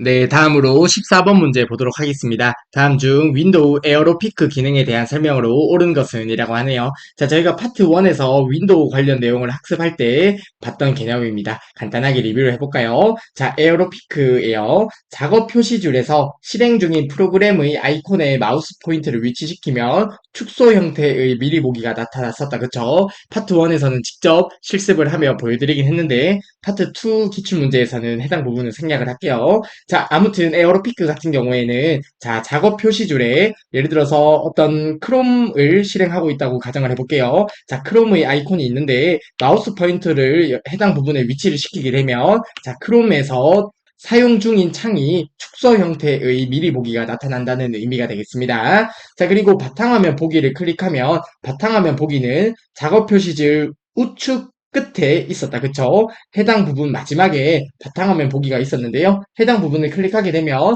모든 창이 최소화되면서 바탕화면이 표시가 되고요. 다시 클릭하면 모든 창이 나타납니다. 이러한 기능들을 에어로피크라고 하고요. 해당 부분이 단축키는 시작키를 누르고 D 버튼을 누르게 되면 바탕화면이 나타나요. 자, 참고적으로 저희가 대학생이라면 아니면 직장인이라면 누구든지 문서 작업을 할 때가 많을 텐데요. 그때 시작 키와 그리고 D 버튼을 누르면 바탕화면이 나온다는 것을 알면 유용하게 사용할 때가 많습니다. 자, 커말 시험을 떠나서 해당 단축키를 기억하면 아마 편하게 사용하실 수 있을 거예요. 자, 아무튼 이러한 개념이 에어로피크라는 개념이 됩니다. 자, 해당 개념을 바탕으로 해서 14번 문제를 보도록 할게요. 자, 14번의 정답 몇 번인지 아시겠죠? 자, 우선 14번의 정답은 2번이 되겠습니다. 모든 창을 최소화할 필요 없이 바탕화면을 빠르게 미리 보거나 작업 표시줄의 해당 아이콘을 가리켜서 열린 창을 미리 볼 수 있게 한다는 기능이 에어로피크의 기능이 되겠습니다. 따라서 14번의 정답은 2번이 되겠고요. 자, 다른 보기도 한번 볼까요? 파일이나 폴더의 저장된 위치에 상관없이 종류별로 파일을 구성하고 파일에 액세스할 수 있게 한다고 하는데요. 보기 1번의 개념은 라이브러리라는 개념이 됩니다. 자, 저희가 컴퓨터를 사용하면서 해당 라이브러리를 보신 적이 있으실 텐데요. 자, 예를 들어서 사진이 있다고 가정을 해볼게요. 자, A라는 사진, B라는 사진, C라는 사진이 있다고 했을 때 각각 다른 위치에 저장이 되어 있다고 가정을 해보겠습니다. 자, 그런데 라이브러리에서는 사진이라고 하는 라이브러리가 있다고 하면 종류별로 묶어주는 거죠. 즉, 가상의 폴더 같은 역할이 라이브러리라고 생각을 하시면 돼요. 즉, 사진이라고 하는 가상의 폴더가 라이브러리가 되는 거예요. 저장된 위치는 다르지만 사진이라고 하는 종류에 맞게 가상의 폴더를 구성해주는 것이 라이브러리죠. 그래서 보기 1번의 내용을 보면 저장된 위치에 상관없이 종류별로 파일을 구성하고 이러한 말이 라이브러리의 특징이 되겠습니다. 자, 보기 3번입니다. 바탕화면을 배경으로 여러 장의 사진을 선택하여 슬라이드쇼 효과를 주면서 번갈아 표시할 수 있게 한다고 하는데요. 자, 해당 부분은 바탕화면에서 오른쪽 버튼 누르고 개인 설정에 배경에 들어가서 설정할 수 있습니다. 자, 보기 3번은 뭐 특정 용어가 있는 것은 아니라 뭐 이렇게 할 수 있다로 보시면 될 것 같고요. 보기 4번입니다. 작업 표시줄에서 프로그램 아이콘을 마우스 오른쪽 단추로 클릭하여 최근에 열린 파일 목록을 확인할 수 있게 한다고 하는데요. 보기 4번도 뭐 특정 용어가 있는 것이 아니라 이런 기능을 할 수 있다로 보시면 될 것 같아요. 즉, 해당 크롬이라는 아이콘이 있을 때 해당 부분에서 마우스 오른쪽 버튼을 누르게 되면 어떤 목록이 표시가 되는데요. 최근에 열린 파일 목록들을 확인할 수 있어요. 그래서 뭐 이런 것들을 할 수 있다로 보시면 될 것 같습니다. 그래서 보기 3번과 4번은 뭐 특정한 용어가 있는 것은 아니고요. 자, 그래서 14번의 정답은 2번이 되겠네요. 자, 에어로피크는 마우스 포인터를 위치시켜서 축소 형태의 미리 보기를 볼 수 있도록 하고 바탕화면을 빠르게 볼 수 있게 하는 기능을 에어로피크라고 합니다. 따라서 14번의 정답은 2번이 되겠습니다. 네, 다음으로 15번 문제 보도록 하겠습니다. 다음 중 한글 윈도우의 레지스트리에 대한 설명으로 옳지 않은 것은 이라고 하네요. 자, 우선은 레지스트리 개념을 살펴볼게요. 자, 레지스트리 같은 경우는 시험 문제의 출제 빈도가 그리 높진 않습니다. 그래서 해당 문제를 보고 이런 게 있구나 정도 보고 넘어가시면 되겠습니다. 자, 레지스트리 한번 볼게요. 윈도우에서 사용하는 환경 설정 및 각종 시스템과 관련된 정보가 저장되어 있는 데이터베이스가 레지스트리가 됩니다. 자, 다시 한번 말씀드리면 레지스트리에는 윈도우에서 사용하는 환경 설정이 있고요. 그리고 각종 시스템과 관련된 정보가 저장된 곳이 레지스트리라고 보시면 되겠습니다.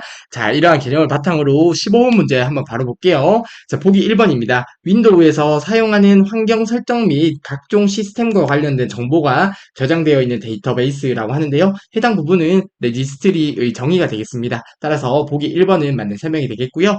보기 2번입니다. 레지스트리 파일은 수정 및 삭제가 가능해요. 자, 15번 문제 풀고 간단하게 보여드릴게요. 수정 및 삭제가 가능하고요. 레지스트리 파일에 이상이 있을 경우에 윈도우 운영 체제에 치명적인 손상이 생길 수 있습니다. 왜냐하면 레지스트리 같은 경우는 윈도우에서 사용하는 환경 설정이나 시스템 관련 정보가 저장되어 있는데 해당 부분이 손상이 있으면 당연히 윈도우 운영체제에 손상이 생기겠죠? 따라서 보기 2번의 설명은 맞는 설명이 되겠고요. 보기 3번입니다. 레지스트리 파일은 윈도우 부팅을 담당하는 파일로 구성된다고 하는데요. 윈도우 부팅을 담당하는 파일은 따로 있어요. 그래서 레지스트리 파일이 윈도우 부팅을 담당하는 파일이라는 설명은 잘못된 설명이 되겠습니다. 따라서 15번의 정답은 3번이 되겠고요. 보기 4번입니다. 시작 검색 상자에서 레그 에딧이라는 명령어를 치게 되면 레지스트리 편집기를 실행할 수 있습니다. 해당 부분도 간단하게 보여드릴게요. 자, 따라서 보기 4번의 설명은 맞는 설명이 되겠고요. 자, 우선은 15번의 정답은 3번이 되겠습니다. 레지스트리 파일에 손상이 있으면 부팅이 안 될 수는 있어요. 왜냐하면 윈도우에서 사용하는 환경 설정 및 각종 시스템 관련 정보가 있기 때문에 부팅이 안 될 수는 있지만 부팅을 담당하는 파일은 따로 있습니다. 그래서 부팅을 담당하는 파일이라는 설명은 적절하지 않은 설명이 되겠습니다. 따라서 15번의 정답은 3번이 되겠고요. 관련해서 몇 가지 보기만 간단하게 저희가 직접 한번 확인을 해보도록 하겠습니다. 네, 15번 문제의 레지스트리에서 관련해서 몇 가지만 좀 살펴볼게요. 자, 우선 검색 상자에 레그 에딧이라고 입력을 한번 해볼까요? 왼쪽 하단에 보면 검색 상자가 있다, 그쵸? 해당 부분에 레그 에딧이라고 입력을 해보겠습니다. 자, 그러면 레지스트리 편집기가 나타납니다, 그쵸? 레지스트리 편집기를 들어가게 되면 자, 이렇게 레지스트리 편집기를 볼 수 있는데요. 해당 부분에 수정 및 삭제가 가능하다고 하는데요. 자, 해당 파일에서 오른쪽 버튼 눌러볼까요? 오른쪽 버튼 누르면 수정을 할 수도 있고요. 뭐 삭제를 할 수도 있습니다. 그리고 레지스트리 파일은 환경 설정 및 각종 시스템 관련 정보가 있기 때문에 사실 일반적인 사용자가 건드릴 일은 거의 없다고 보시면 돼요. 자, 아무튼 해당 파일이 이상이 있을 경우에는 윈도우 운영체제에 손상이 있을 수 있으므로 사실 뭐 일반인이 건드릴 일은 거의 없다고 보시면 될 것 같습니다. 자, 아무튼 레지스트리 편집기를 간단하게 살펴보았고요. 바로 다음 문제 보도록 하겠습니다. 네, 다음으로 16번 문제 보도록 하겠습니다. 다음 중 컴퓨터 소프트웨어의 개발을 위한 객체 지향 언어에 관한 설명으로 옳지 않은 것은 이라고 하네요. 자, 해당 부분도 저희가 파트 1에서 학습을 했었는데요. 간단하게만 리뷰를 한번 해볼까요? 자, 우선은 절차 지향 언어가 있었습니다. 그쵸? 자, 절차 지향 언어는 말 그대로 절차, 즉 순서가 중요한 언어였습니다. 절차 지향 언어로 문제를 해결하고자 하니 복잡한 문제를 해결하기가 어려운 거예요. 자, 예를 들어서 롤이라는 게임을 한다고 했을 때 사용자가 어떻게 클릭을 할지 모르는데 해당 게임이라는 코드를 순서대로 작성하려면 너무나 어렵잖아요. 이렇게 복잡한 프로그램 구축이 어려운 절차 지향 언어의 문제점을 해결한 언어가 객체 지향 언어가 됩니다. 자, 객체 지향 언어 시험 문제 자주 출제됩니다. 데이터와 함수를 객체로 묶어서 문제를 해결하는 언어가 객체 지향 언어가 됩니다. 복잡한 프로그램 구축이 어려운 절차 지향 언어의 문제점을 해결했고요. 객체 지향 언어의 예시로 자바, C++, C샵 등이 있습니다. 자, 그리고 객체 지향 언어의 특징도 함께 기억을 하시면 좋겠는데요. 확장성이 높고 코드의 재사용이 용이합니다. 즉, 데이터와 함수를 묶어서 하나의 객체로 문제를 해결하는 언어가 객체 지향 언어예요. 자, 그러면 해당 하나의 객체를 다른 곳에서는 조금 변형해서 해당 객체에서 조금 변형해서 뭐 이렇게 쓸 수도 있겠다. 그쵸? 그래서 확장성이 높고 코드의 재사용이 용이하고요. 그리고 유지 보수가 용이합니다. 자, 여러 부분 중에 하나의 객체만 수정을 하면 되는 거예요. 그렇기 때문에 유지 보수가 용이하고요. 객체로 묶기 때문에 정보 은폐가 용이하다. 이렇게 기억을 하시면 되겠습니다. 그리고 특징에는 상속성, 다양성, 캡슐화, 추상화 등이 있는데요. 해당 부분은 2급 시험에서는 이런 것들이 있다 보기 정도로 출제가 되기 때문에 각각의 의미까지 기억을 하실 필요는 없겠습니다. 그래도 실제 시험 문제에서 객체 지향 언어의 특징으로 상속성, 다양성, 캡슐화, 추상화가 있다고 하면 맞는지 틀린지 정도는 구분을 하실 수 있으면 좋을 것 같습니다. 자, 아무튼 객체 지향 언어의 특징에 대해서 간단히 살펴보았고요. 바로 16번 문제를 보도록 하겠습니다. 자, 보기 1번부터 바라볼게요. 데이터와 그 데이터를 처리하는 함수를 하나의 객체로 묶어서 문제를 해결하는 언어가 객체 지향 언어다. 그쵸? 따라서 보기 1번은 맞는 설명이 되겠고요. 보기 2번입니다. 상속, 캡슐화, 추상화, 다양성 등을 지원한다고 하는데요. 해당 부분들은 객체 지향 언어의 특징이 되겠습니다. 따라서 보기 2번의 설명도 맞는 설명이 되겠고요. 보기 3번입니다. 소프트웨어, 즉 코드의 재사용으로 재사용할 수 있다. 그쵸? 프로그램 개발 시간을 단축할 수 있습니다. 자, 해당 부분이 객체 지향 언어의 특징이 되겠다. 그쵸? 자, 이렇게 코드를 재사용할 수 있기 때문에 확장성이 높고요. 유지 보수도 쉽고요. 정보 은폐가 용이합니다. 모두 객체 지향 언어의 특징이 되겠습니다. 자, 보기 3번도 맞는 설명이 되겠고요. 보기 4번입니다. 대표적인 객체 지향 언어로 베이직, 파스칼, C 언어가 있다고 하는데요. 자, 해당 설명이 잘못되었네요. 그리고 순차적인 처리, 구조와 절차를 중요시하며 자, 해당 부분도 절차 지향 언어의 특징이 되겠습니다. 프로그램 전체가 유기적으로 연결되도록 작성한다고 하는데요. 자, 보기 4번 전체가 절차 지향 언어의 특징이 되겠습니다. 베이직, 파스칼, C 언어 같은 것들은 절차 지향 언어의 예시가 되겠고요. 순차적인 처리나 순서를 중요시해서 프로그램 전체가 유기적으로 연결되도록 작성해야 되는 것은 절차 지향 언어의 특징이 되겠습니다. 따라서 객체 지향 언어에 대한 설명으로는 보기 4번이 적절하지 않겠습니다. 자, 16번의 정답은 4번이 되겠네요. C, 베이직, 파스칼 언어는 절차 지향 언어의 예시이고요. 절차를 중요시하는 언어는 절차 지향 언어에 대한 설명이 됩니다. 따라서 16번의 정답은 4번이 되겠습니다. 네, 다음으로 17번 문제 보도록 하겠습니다. 다음 중 저작권에 따른 소프트웨어의 분류에 대한 설명으로 틀린 것은 이라고 하네요. 자, 보기 1번부터 볼까요? 상용 소프트웨어를 일정 기간 동안 사용해 볼 수 있는 체험판 소프트웨어라고 하는데요. 자, 트라이얼 버전. 맞는 설명이 되겠다, 그쵸? 저희가 파트 1에서 보진 않았지만 트라이얼이라고 하면 어떤 체험판 느낌이 있잖아요. 그래서 트라이얼 버전 상용 소프트웨어를 일정 기간 동안 사용해 볼 수 있는 체험판 소프트웨어라는 설명은 맞는 설명이 되겠습니다. 만약 실제 시험에서 트라이얼 버전이 맞는지 틀린지 헷갈린다고 하면 일단 세모를 하고 넘어가 볼게요. 자, 그리고 보기 2번입니다. 애드웨어 광고를 보는 대가로 무료로 사용하는 소프트웨어 애드웨어 맞다 그쵸? 보기 2번은 맞는 설명이 되겠습니다. 저희가 보는 유튜브도 애드웨어의 일종으로 볼 수 있겠다 그쵸? 자, 그리고 보기 3번입니다. 번들이네요. 이미 제작하여 배포된 프로그램의 오류 수정이나 성능 향상을 위하여 프로그램 일부를 변경해주는 프로그램이라고 하는데요. 자, 보기 3번이 전혀 잘못된 설명이 되겠네요. 자, 번들은 하드웨어나 소프트웨어 구매할 때 추가로 제공하는 소프트웨어를 번들이라고 합니다. 자, 번들을 묶음이라고 하잖아요. 자, 어떤 소프트웨어나 하드웨어를 구매하면 묶음으로 해서 번들 프로그램을 제공해줘요. 이러한 것들을 번들이라고 하는 거예요. 그러면 보기 3번이 잘못된 설명이 되겠고요. 17번의 정답은 3번이 되겠습니다. 자, 이미 제작하여 배포된 프로그램의 오류 수정이나 성능 향상을 위하여 프로그램의 일부를 변경하는 것은 패치 버전이 되겠다. 그쵸? 프로그램의 오류를 수정하거나 업데이트 목적으로 배포하는 프로그램은 패치 버전에 관한 설명이 되겠습니다. 따라서 보기 3번이 잘못된 설명이 되겠고요. 보기 4번입니다. 베타 버전이네요. 정식 프로그램을 발표하기 전에 테스트를 목적으로 일반인에게 공개하는 프로그램이 베타 버전이다. 그쵸? 보기 4번의 설명은 맞는 설명이 되겠습니다. 자, 저희가 어떤 게임을 개발하는 회사라고 하면 게임을 개발을 해요. 게임을 개발한 다음에 조직 내부, 즉 회사 내부에서 테스트를 해보겠다. 그쵸? 베타 테스트 이전에 자체적으로 회사 내부에서 자체적으로 테스트하기 위한 프로그램은 알파 버전이라고 하고요. 알파 버전을 통해서 어떤 수정할 내용을 수정을 하고요. 어떤 프로그램이 나올 텐데요. 해당 프로그램을 일반인에게 제공을 해서 정식 프로그램 출시하기 전에 테스트 목적으로 배포하는 프로그램을 베타 버전이라고 합니다. 그리고 이러한 테스트 과정을 거쳐서 한 번 더 수정한 파일이 나와서 해당 게임을 정식 출시를 하는 거죠. 자, 아무튼 알파 버전은요, 자체적으로 회사 내부에서 테스트하기 위한 프로그램이 알파 버전이고요. 베타 버전은 정식 프로그램 출시 전에 테스트를 목적으로 고객에게 배포하는 프로그램을 베타 버전이라고 합니다. 자, 참고적으로 알파 버전, 베타 버전 묶어서 기억을 해두시면 좋겠습니다. 자, 아무튼 17번의 정답은 3번이 되겠습니다. 번들은 하드웨어나 소프트웨어 구매 시 추가로 제공하는 소프트웨어가 번들입니다. 따라서 17번의 정답은 3번이 되겠습니다. 다음으로 18번 문제 보도록 하겠습니다. 다음 중 컴퓨터에서 사용하는 캐시 메모리에 관한 설명으로 옳은 것은 이라고 하네요. 자, 저희가 파트 1에서 캐시 메모리 학습했었다. 그쵸? 자, CPU라고 하는 중앙 처리 장치가 있고요. 그리고 주기억 장치가 있습니다. 자, 두 장치 간에 CPU가 훨씬 빠르다. 그쵸?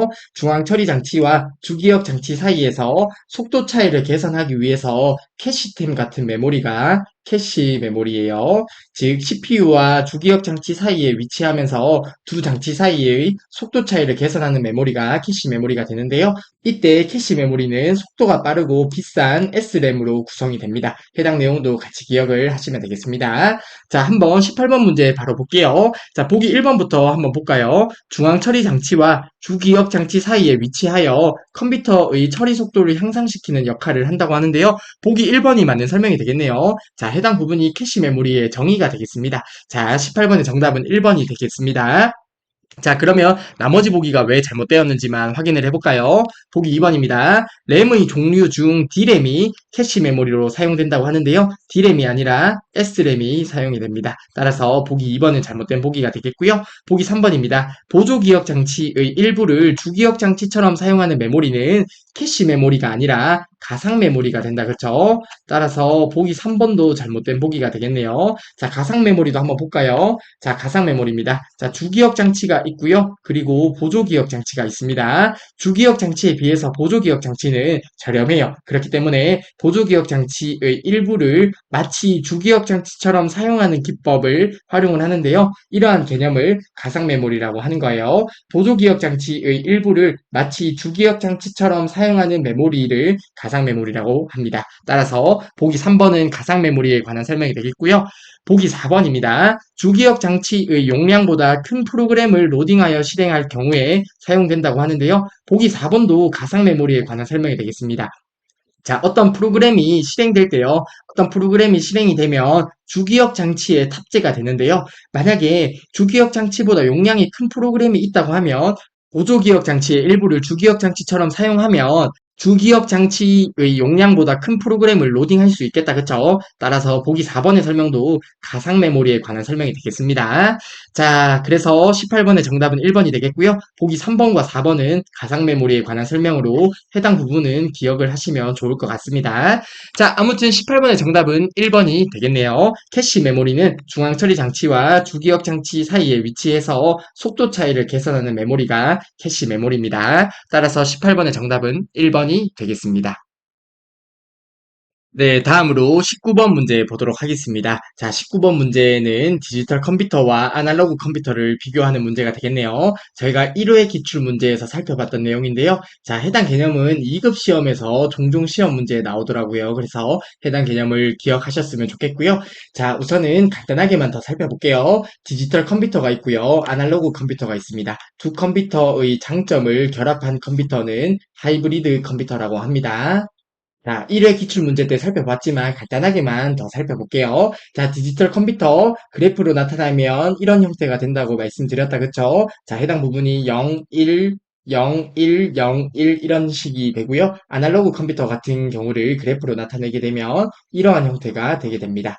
자, 아무튼 하나씩 살펴볼게요. 자, 이때 디지털 컴퓨터 위주로 기억을 하면 좋다고 말씀을 드렸습니다. 입력 형태는 숫자 문자고요. 출력 형태는 숫자 문자가 됩니다. 아날로그 컴퓨터 같은 경우는 전류나 온도나 속도나 아니면 목소리 뭐 이런 것들이 돼요. 자, 해당 데이터들이 입력 형태가 되고요. 출력 형태는 곡선이나 그래프 형태가 되게 됩니다.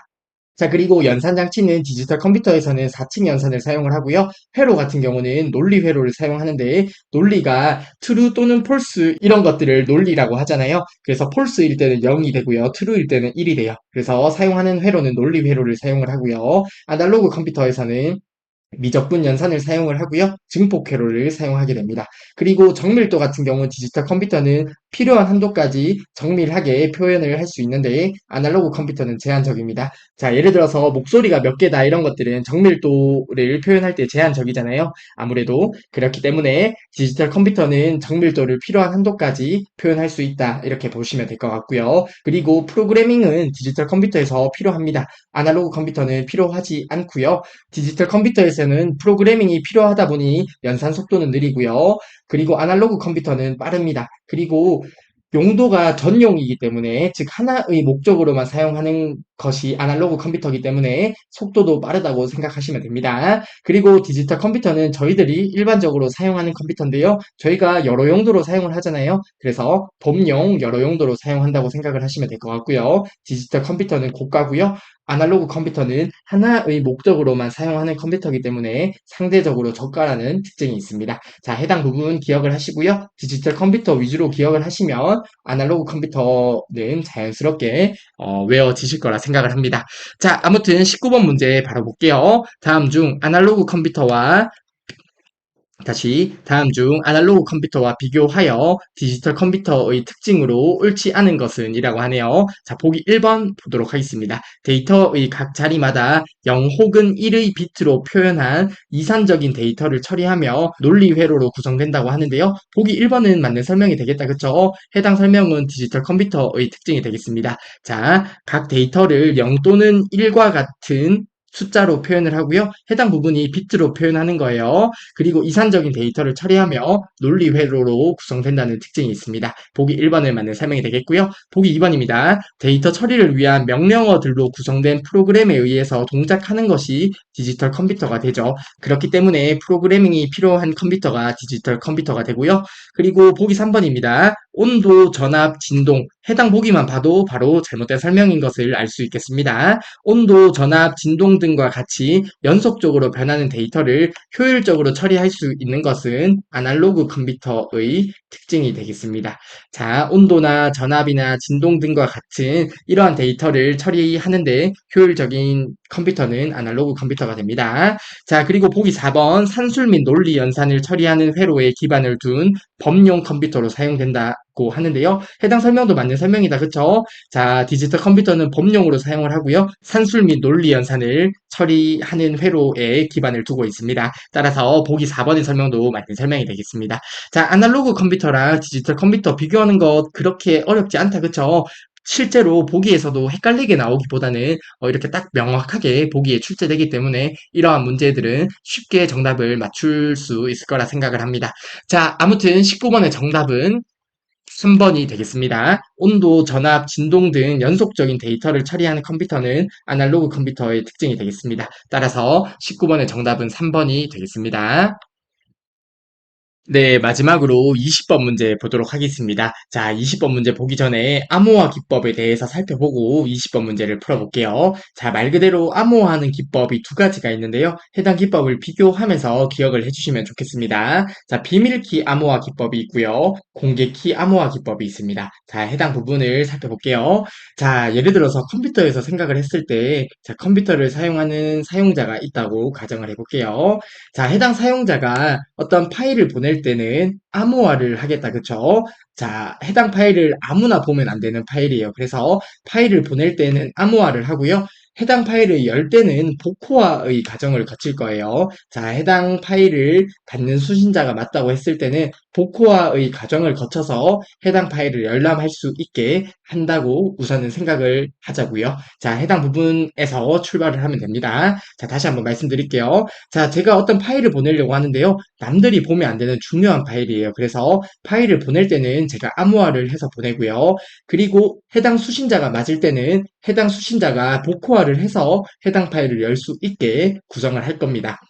자, 이때 사용하는 두 가지 기법이 있는데요. 해당 기법을 비교해서 기억을 하시면 되겠습니다. 자, 우선은 비밀키 암호화 기법 먼저 볼게요. 자, 비밀키 암호화 기법인데요. 키가 한 개예요. 그래서 대칭키라고 하는데요. 이 말은 무슨 말이냐면 암호화를 할 때의 키와 복호화를 할 때의 키가 동일합니다. 그렇기 때문에 해당 키가 대칭이죠. 그래서 대칭키 방식이라고도 합니다.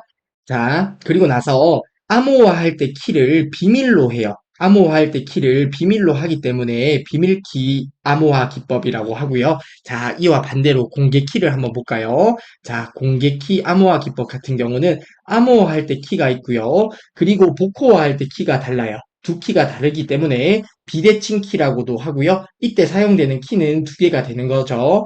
그리고 공개 키 암호화 기법에서는 암호화하는 키를 공개를 해요. 그렇기 때문에 공개 키 암호화 기법이라고 합니다. 자, 다시 한번 말씀드릴게요. 자, 비밀키 기법과 공개키 기법이 있는데요. 비밀키 같은 경우는 암호화하는 키와 복호화하는 키가 동일해요. 해당 부분을 우선 기억하면 용어가 안 헷갈리실 거예요.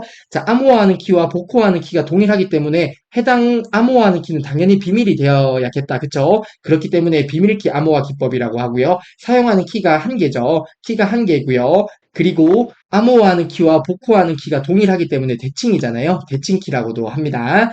이와 반대로 공개키 같은 경우에는 암호화하는 키와 복호화하는 키가 달라요. 그래서 암호화하는 키는 공개를 해도 상관이 없습니다. 그래서 해당 방법을 공개키 암호화 기법이라고 하고요. 이때는 두 개의 키가 다른 거잖아요. 그래서 비대칭 키라고 하는 거예요. 자, 해당 부분 이해되시죠?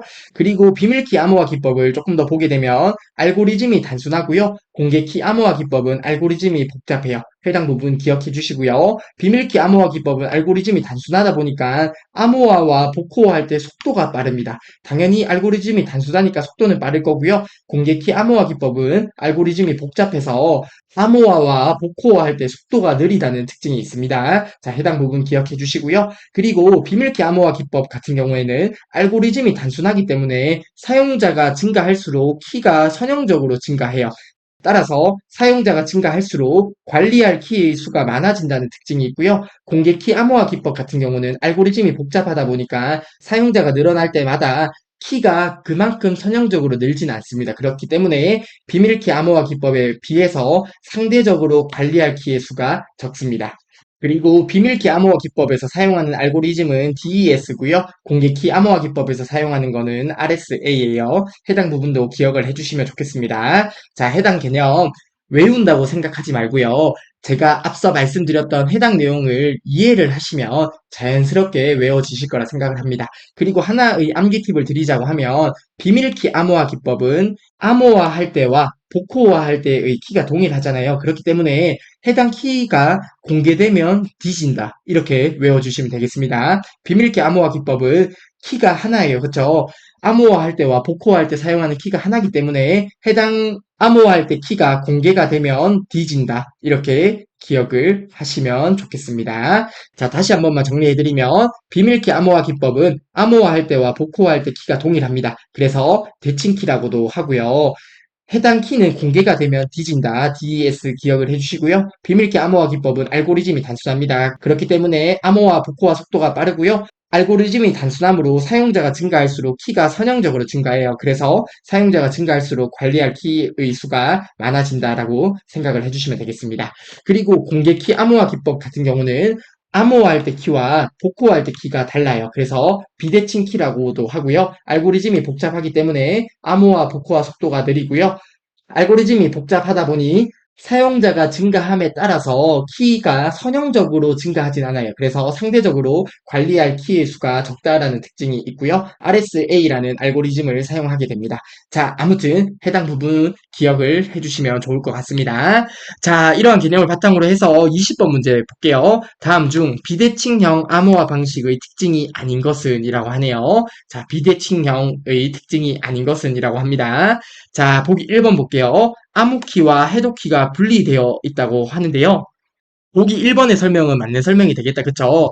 자, 공개키 암호화 기법 같은 경우는 암호화할 때와 복호화할 때 키가 다르다고 했잖아요. 그래서 비대칭 키라고 했습니다. 문제에 보면 비대칭 키에 대해서 묻는 거잖아요. 암호화할 때와 해독할 때, 즉 복호할 때 키가 분리되어 있다, 다르다라는 보기는 맞는 설명이 되겠습니다. 따라서 보기 1번은 맞는 설명이 되겠고요. 보기 2번입니다. RSA 방식을 많이 사용한다고 하는데요. RSA 맞습니다. 보기 2번도 맞는 설명이 되겠고요. 보기 3번입니다. 공개 키만으로는 암호화된 내용을 복호할 수 없다고 하는데요. 보기 3번도 맞는 설명이죠. 공개 키와 복호할 때 키가 다르다고 했습니다. 그렇기 때문에 공개 키만으로는 당연히 복호, 즉 암호화된 내용을 복호할 수 없습니다. 따라서 보기 3번도 맞는 설명이 되겠고요. 그러면 20번의 정답은 4번이 되겠네요. 보기 4번이 왜 잘못되었는지 살펴볼게요. 송신자와 수신자 사이에 동일한 키를 사용한다고 하는 것은 대칭키가 된다. 그쵸? 자, 이때 송신자가 될 거고요. 수신자가 되겠다. 그쵸? 송신자와 수신자가 동일한 키를 사용하는 것은